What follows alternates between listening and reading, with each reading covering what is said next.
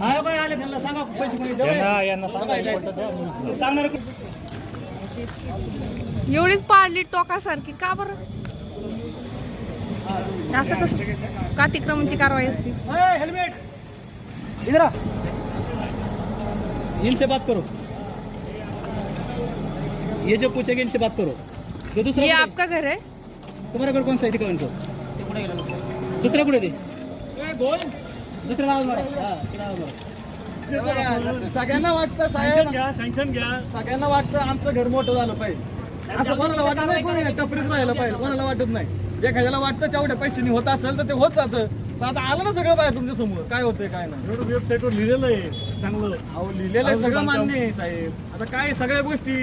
2 नंबरी चालेल तुम्हाला माहिती आहे आता काय काय नोटीस मोठा आमचे पैसे खाते